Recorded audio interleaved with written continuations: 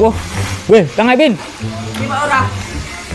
Awan-awan, kungkum. Ah, segere. Wah, Piye? poso ra wi. Poso yo. Ngawur. Nek poso tak kei tebani. Bahan apa? Kudu iso jawab. Ah kok kudu. Ya iya, nek ra iso berarti ra poso. Yo poso yo, poso. Oh, yo. Dan. Tak kei tebani.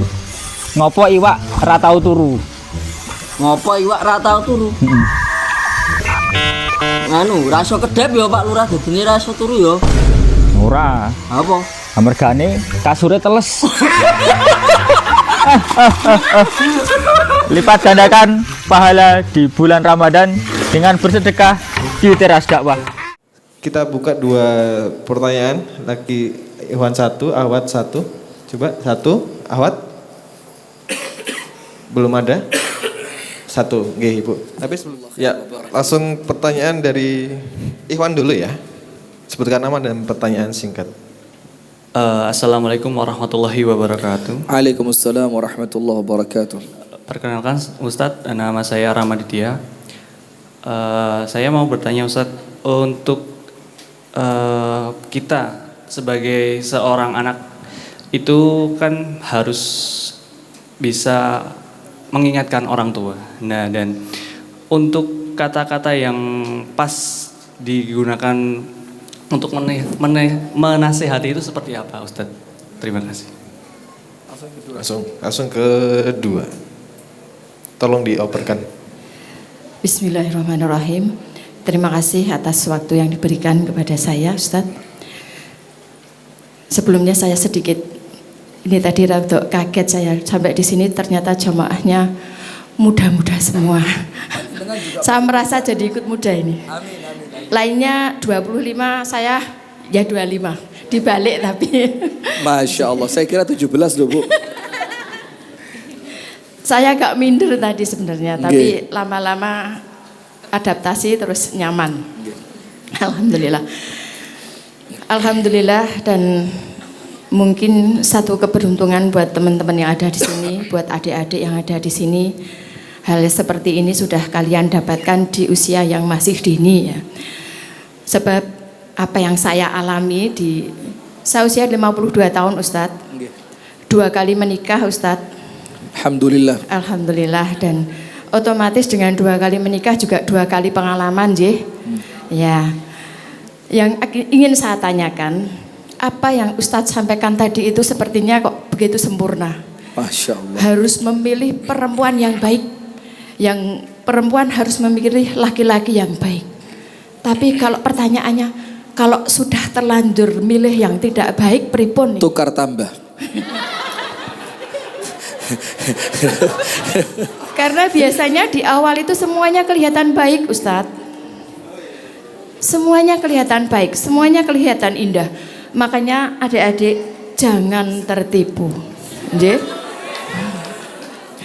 Kalimat itu kok dalam sekali ya? Iya. Jadi sebenarnya banyak yang ingin saya tanyakan kepada Ustadz, tapi mungkin ini sedikit warning buat yang masih muda-muda di sini.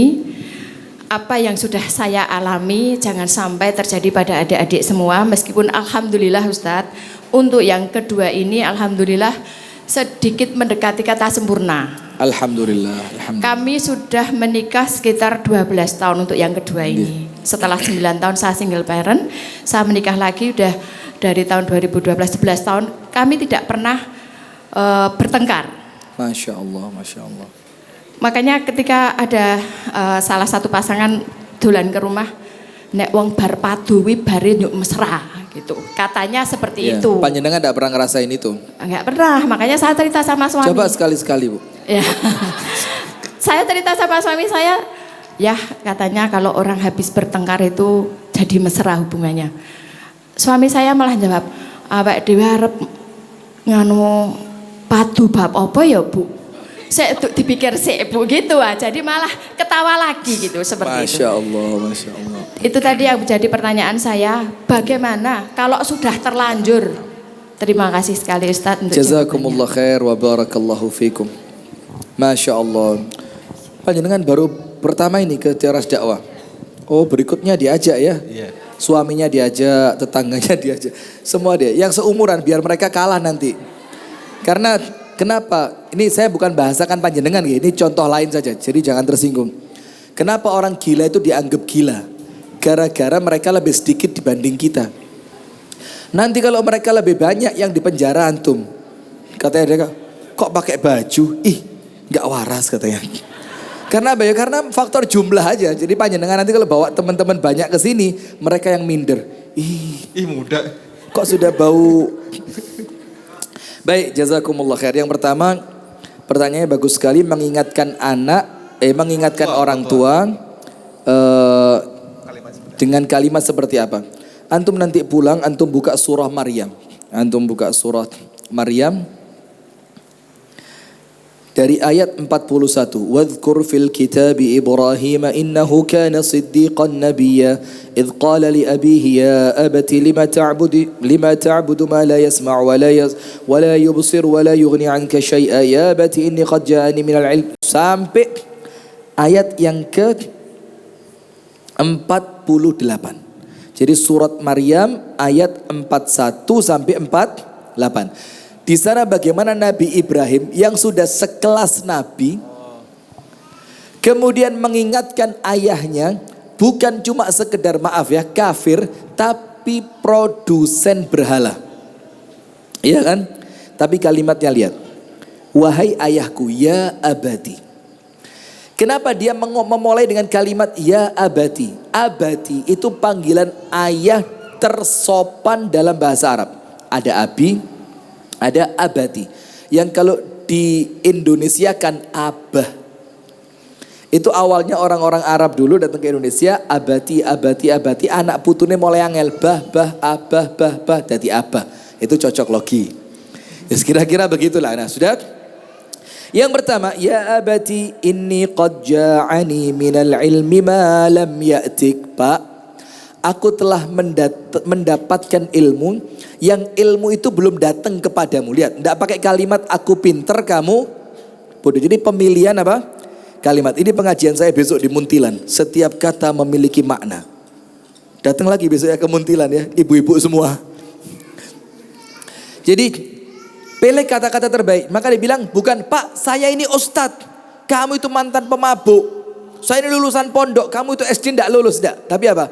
Telah datang ilmu kepadaku yang ilmu itu belum datang kepadamu. Jadi pinter tidak pinter itu cuma masalah waktu. Yang mungkin saya tahu lebih dulu, panjenengan tahunya terlambat. Nanti ada masalah yang lain yang saya belum tahu, panjenengan yang memberi biasa. Maka pilih kalimat. Terus dibilang apa? Ya abati la ta'budi syaitan inna syaitana kana lirrahmani 'asiya. Pak, jangan nyembah setan ya. Setan itu untuk dia yaitu Allah yang Maha Rahman. Lihat. Ini bukan membandingkan antara Allah dengan setan. Yo tiada tanding, tiada banding. Tapi apa? Ketika mengatakan jangan nyembah setan, yang setan itu kepada yang Maha Rahman saja itu bermaksiat. Maksudnya Ibrahim, Pak, Allah itu loh pengasih. Kalau kamu mau datang sama Allah, Allah akan kasihi kamu. Jadi pemilihan kalimat. Kemudian, ya abati inni akhafu an yamassaka 'adzabun minar rahmani fatakuna lisyaitani waliya. Pak, saya takut kamu yamas. Tahu enggak yamas?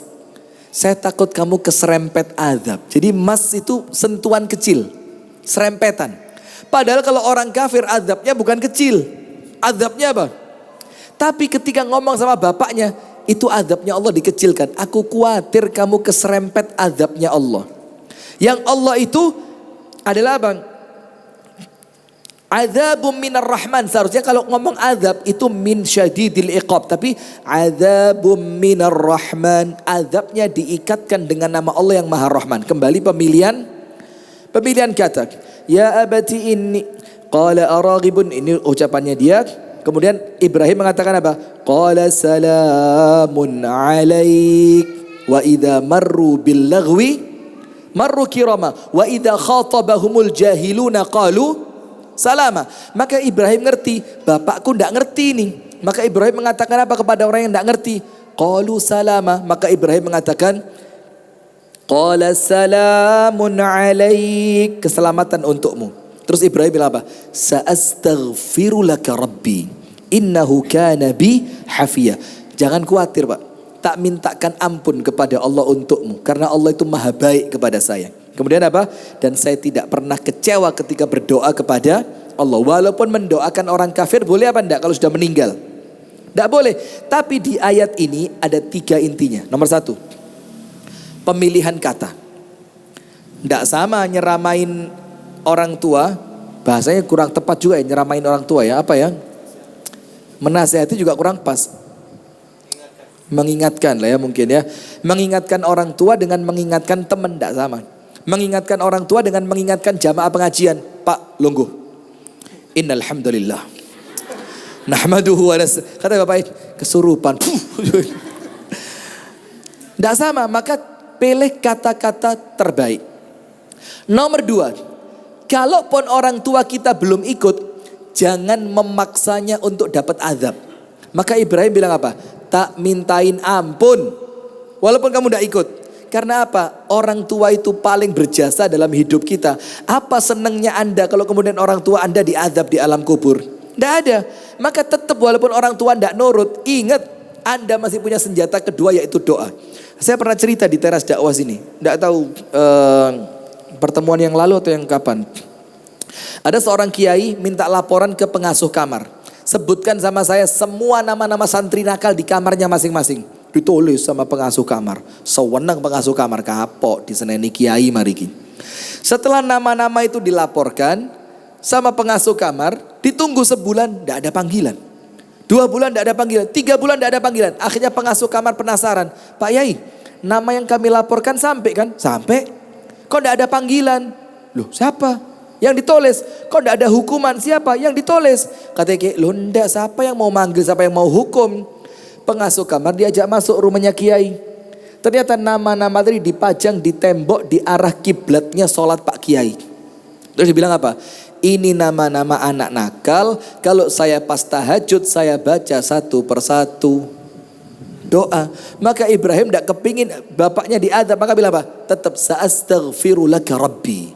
Tak mintakan ampun untukmu. Apalagi orang tua kita mungkin tidak sampai kafir kan. Na'udzubillah min dzalik. Dan yang ketiga, ingat tugas kita bukan merubah tapi mengingatkan. Nabi Muhammad dengan Abu Thalib ya apa? Kalau antum mengingatkan orang punya target orangnya berubah, wah bunuh diri antum. Serius. Tapi mengingatkan orang itu target kita apa? Caranya baik, tempatnya baik, waktunya baik, keadaannya baik. Itu kalau antum mengumpulkan semua kebaikan tadi, antum sukses. Masalah diterima atau tidak itu faktor eksternal. Antum tidak bisa maksa orang. Kamu maksa orang sampai mereka beriman, tidak bisa. Maka yang sukses itu orang yang bisa menyampaikan dengan cara yang baik, dengan waktu yang baik, dengan tempat yang baik, semuanya baik. Sehingga orang yang diingatkan tidak berhujjah di hadapan Allah. Lah dia dulu ngingetinnya kasar, saya nggak mau. Lah dia dulu ngingetinnya sambil teriak-teriak, saya tidak mau. Lah dia dulu ngingetinnya sambil menjelek-jelekkan saya tidak mau. Supaya apa? Tidak ada hujjah itu nanti di hadapan Allah. Barakallahu fiik. Sudah ya, jazakumullah khair. Sudah. Perlu dijawab tuh.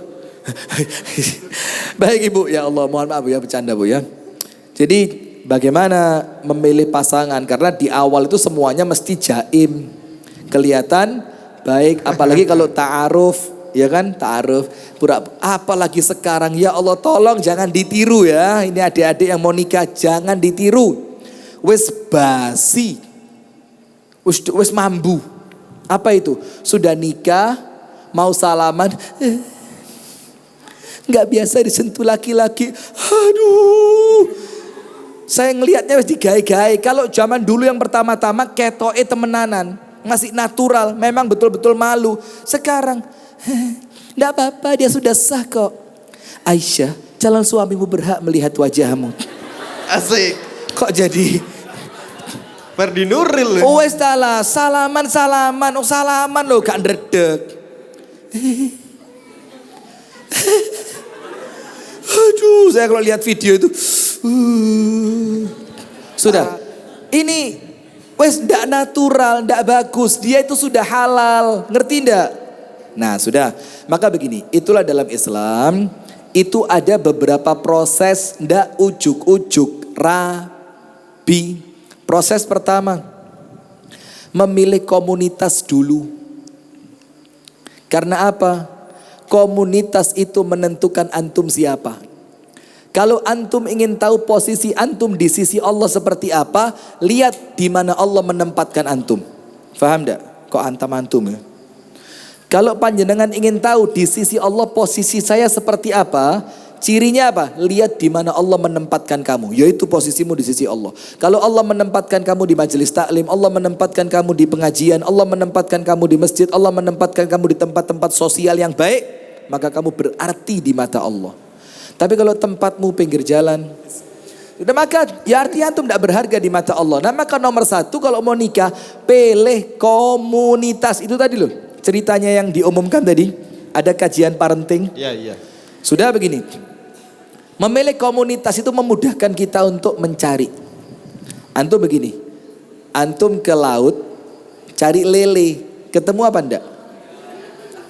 Terus lelenya sok-sokan jadi paus. Saya paus. Antum lihat, lo brengosen paus. Kalau orang berakal ngerti, mana mungkin lele kecemplung laut ngaku paus. Nah, sama seperti itu. Saya perempuan baik-baik, tapi ketemunya di mana? Kata lo lele. Brengosen. Masuk baik. Nah, gitu loh. Nomor satu, pilih komunitas. Nomor dua, ketika mau nikah, antum harus punya WHY. Ngopo? Why? Kalau nikah cuma untuk biologis, ndak usah nikah. Melok wong Eropa beres. Dan sekarang di Indonesia juga sudah mulai banyak kok. Nikah? What nikah? I don't care about nikah. What nikah? Repot, busy. Nikah is more money. I mean English. Usually daily in English. Yes. I live in Kampung Inggris. You know Kampung Inggris in Paris? You like my lecture in English? Yes. Susah nanti bahasa Indonesia gak ngerti ya antum. Sudah? Maka apa? Nikah itu why-nya harus jelas. Kalau antum nikah ingin ibadah sama Allah, maka Allah tidak akan menjerumuskan hambanya. Allah itu tidak pernah zalim. Tapi kalau antum nikah sekedar timbang gak payu, wis umure wis 24, mosok wedok 24 durung rabi. Jangan pernah bingung masalah umur. Nikah itu kesiapan bukan usia. Nikah itu apa? Kesiapan bukan. Ibunda Aisyah nikah usia berapa? 40. Siapa yang bilang tadi? Siapa yang bilang? Saya tidak tanya usia antum. Kasih door prize, kasih door prize. Door prize, tal. Usia 9 tahun sama Nabi Muhammad dikumpuli sekitar umur 12. Dan itu bukan aib. Kalau itu aib jadi omongannya orang kafir di zamannya. Tapi orang kafir diem aja berarti itu umum di zaman itu. Iya. Faham enggak? Nah sudah, maka itu why-nya harus jelas. Kalau why-nya jelas, maka urutan ke depannya jelas. Saya nikah karena Allah, saya nikah mau ibadah, saya nikah mau punya anak baik. Maka milihnya pun tepat. Nah sekarang bagaimana milihnya? Proses ketiga namanya ta'aruf. Tapi ta'aruf itu bukan pakai mata. Sok. Pakai hati. Emang punya? Sabar, bercanda. Nah tapi apa? Pakai apa? Loh ilif. Ya Allah akal. Telinga. Masa menghina? Ta'aruf itu bukan antum lihat hidungnya bagus, bibirnya kayak kamera. Kayak ini apa lensanya kamera bunderser. Enggak, tapi apa? Apa yang antum dengar tentang dia? Tanya ke tetangganya, tanya ke temannya, tanya ke sahabat karibnya. Bagus gak dia? Tapi tentu wajah dengan mata itu juga bukan sesuatu yang remeh, penting juga. Maka Imam Ahmad itu kalau ngajarin orang, kalau mau lihat perempuan, lihat dulu wajahnya baru agamanya. Jangan kebalik. Kalau agamanya dulu nanti agamanya baik, ternyata mukanya tidak cocok, kamu nolak dia karena wajah. Eman. Tapi kalau mukanya sudah cocok, tanya agamanya. Kalau agamanya tidak baik, kamu tolak dia karena agamanya. Ngerti tidak? Nah, tapi ingat, ta'aruf itu lebih penting ini loh. Yang ketiga, istikharah. Tidak akan kecewa orang yang istikharah. Dan tidak akan tersesat orang yang musyawarah. Ngerti enggak? Jadi jangan diputuskan sendiri. Tidak bisa. Nikah itu panjang. Tanya sama orang. Tanya sama orang yang ngerti agama. Tanya sama orang tua. Tanya sama orang yang sudah berpengalaman nikah. Apalagi sudah 2 tadi. Wah, banyak pengalaman, insya Allah. Panjenengan punya laboratorium 2. Saya punya teman di Kediri, laboratoriumnya 5 ya. Kita ngobrol di mobil tadi. Ini mau nyusul insya Allah tidak lama lagi. Mudah-mudahan Allah takdirkan sampai 24. Liv, terakhir jam berapa? Udah terakhir. Saya cerita dikit. Ada satu orang di suatu daerah dengan nama si Fulan. Ini cerita saya dengar langsung dari pelakunya 4 hari yang lalu. Saya khutbah nikah di Malang. Kemudian setelah saya keluar, ada orang nemuin saya. Namanya titik-titik. Rumahnya titik-titik. Antum tahu anaknya berapa? 33. Anaknya berapa? 33. Wow. Pernah nikah berapa kali tahu? 18 kali. Santai, kaget. Tolong ditiup keningnya, jangan-jangan kesambet itu. Ini bukan Ustadz Faizar ini ya. Nah sudah, dia punya cerita unik. Dia tinggal di suatu daerah, tapi kerjanya di pulau yang lain. Maka kalau dia mau balik kerja, naik kapal feri dulu. Pas di kapal feri, dia ketemu seorang anak perempuan sekitaran umur 5-6 tahun. Rambutnya panjang. Matanya kok Arab, kata dia. Kalau lihat matanya kayak orang Arab. Akhirnya dia ditanya, kamu dari mana? Akhirnya digendong, kesian. Diajak ke kantinnya kapal. Mau apa? Ambil ciki, ambil es krim, ambil permen. Setelah selesai dikembalikan ke tempat duduknya. Terus ditanya, emang kamu mau kemana? Mau ke tempat, saya hampir keceplosan. Titik. Oh ke sana. Mau cari siapa? Cari abah saya. Oh. Abah kamu namanya siapa? Si perempuan ini nyebut nama yang itu namanya laki-laki tadi. Katakan namanya Afif itu ya. Abah saya namanya Afif. Afif bin siapa? Bin Abdullah. Bin siapa? Bin Ahmad. Lu! Coba diulang nama bapakmu. Afif bin Abdullah. Masa anakku? Kaget dia. Terus dia panik. Panggil ibumu. Ini baru 4 hari yang lalu saya dengar. Panggil ibumu suruh sini. Datang ibunya. Bang. Siapa kan?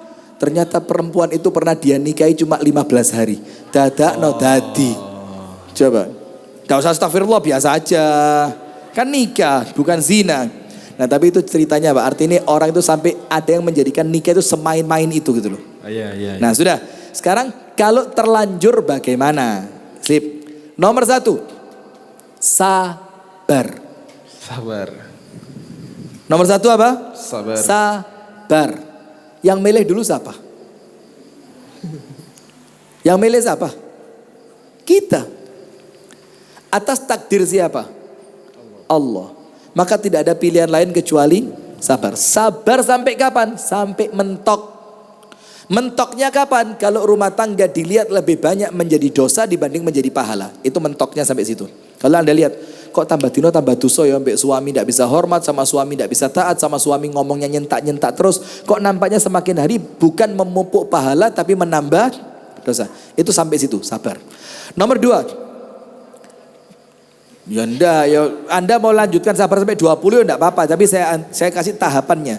Yang kedua, jangan berhenti untuk memperbaiki diri dan pasangan. Karena terlanjur. Tidak ada cerita jol tombok, tidak ada. Karena terlanjur. Maka bagaimana? Perbaiki diri yang akan tercermin pada kebaikan pasangan juga. Sholatnya diperbaiki. Puasanya ditambah. Ngajinya diperbanyak. Intensitas zikirnya diperrapat. Karena kalau Allah lihat ada kebaikan di sana, Allah akan perbaiki. Perbaiki diri dan pasangan. Nomor 3, banyak berdoa. Nomor 4, terakhir penutup, cerai itu ibadah. Wis. Cerai itu apa? Ibadah. Percaya? Anda pengalaman. Jangan yang kecil-kecil ini. Tapi ingat, kapan cerai itu bernilai ibadah? Ini video saya dipotong sama orang. Terus di bawahnya captionnya tahu nggak? Pantesan ini Ustadz yang ngomong cerai itu ibadah. Jadi ada video saya dengan ceramah sudah lama sekian tahun yang lalu, judulnya apa? Hikmah kematian Naruto. Antum tahu, saya jadi korban, bukan saya. Jadi ada Abu Shanum yang biasa dampingi saya kalau podcast itu. Saya sama Abu Shanum ini wabi apa? Wibu. Oh, Abu Shanum wibu. Mas Dian. Seneng dia ngeliat yang gitu-gitu kan. Ketika di skenario itu ditulis si Naruto bakal mati, kan banyak pecinta Naruto tidak terima. Nah, di momen yang sama Nabi Muhammad sedang dihina di waktu itu Denmark. Prancis sudah lewat Denmark. Tapi orang lebih sibuk urusan Naruto dibanding Nabi Muhammad. Kita bikinlah hikmah kematian Naruto. Dikira saya penggemar Naruto. Sampai di kolom komentar tahu ndak? Yuk donasi yuk. Mungkin kitabnya Ustadz Rifki sudah habis. Materi pengajiannya entek. Lu donasi kitab ngawanya. Dikira pengajian saya udah. Padahal apa? Abu Shanum cerita Naruto. Saya ceritakan heroiknya Nabi Muhammad yang real mengalahkan Naruto. Naruto ini fiktif. Diceritakan Naruto begini. Saya bilang Nabi Muhammad lebih keren. Kenapa kalian lebih perhatian sama Naruto dibanding Nabi Muhammad? Tapi orang ndak pakai ngelihat langsung. Lambene luwih dawa timbang pikire. Afif. Iya. Lambene luwih dawa timbang. Nah, maka bagaimana hadirin? Kok sampai Naruto sampai mana tadi? Mana tadi ya? Nomor 1 sabar. Nomor 2 perbaiki diri. Nomor 3 doa. Nomor 4 cerai itu ibadah. Ingat tapi dengan syarat. Kapan cerai itu bernilai ibadah? Ketika dilakukan dengan cara yang benar, alasannya juga benar, dan setelah terjadinya perceraian tidak ada saling mengumbar aib. Karena apa? Kenapa dibilang itu ibadah? Karena Allah yang menuliskan dalam Al-Quran surat At-Talaq ada syariat perceraian, dan tidak mungkin Allah mensyariatkan sesuatu yang tidak bernilai ibadah. Beda kalau cerainya sekedar karena saiki wis elek. Itu pikiran hidup. Sekarang berusaha hidup tidak hidup-hidup. Sudah, yang paham lah ya, yang nggak paham biarin. Sudah, tapi cerai gara-gara masalah remeh. Nah, itu baru yang bukan bernilai ibadah. Dan ingat, tidak ada takdir yang jelek. Semua takdir pasti baik, tergantung bagaimana takdir itu mengantarkan kita untuk menyikapinya dengan apa yang diinginkan oleh Allah. Barakallahu fikum, wallahu ta'ala a'lam bissawab. Mohon maaf atas segala kekurangannya kalau ada salahnya, dan semoga kita bisa dipertemukan oleh Allah dalam pertemuan yang berikutnya dalam keadaan yang lebih baik, dan mudah-mudahan pengajian kita di malam hari ini Allah jadikan ibadah, ilmunya manfaat, dan mudah-mudahan sebagaimana Allah kumpulkan kita di tempat ini, kelak Allah akan kumpulkan kita kembali di surga firdausnya. Amin ya rabbal alamin. Tafadhal Ustaz Afif. Jazakumullah khairan katsiran kepada Ustaz Rifki, guru kita. Satu hal dari banyak hal yang saya dapat menarik adalah sebenarnya kita sebagai umat muslim itu tidak kurang-kurangnya Ustaz, tidak kekurangan kisah-kisah inspiratif yang bisa kita pakai ya untuk mencari jodoh, seperti tadi menasihati anak, ibu dan anak, apalagi parenting itu kita sebenarnya nggak kekurangan kisah-kisah itu. Tapi kenapa kok kita sekarang malah terbuai dengan apa ya saya bilangnya ya, konten atau teori parenting yang entah itu dari mana dapatnya. Itu kegelisahan saya sendiri dan semoga menjadi kegelisahan teman-teman semua.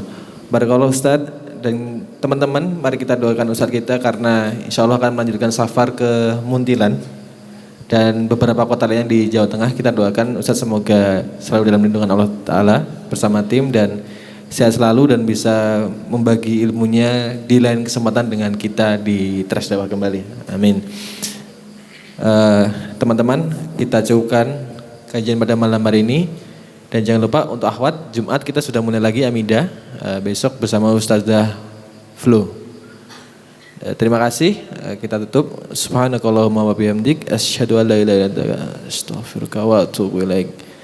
Wassalamualaikum warahmatullahi wabarakatuh.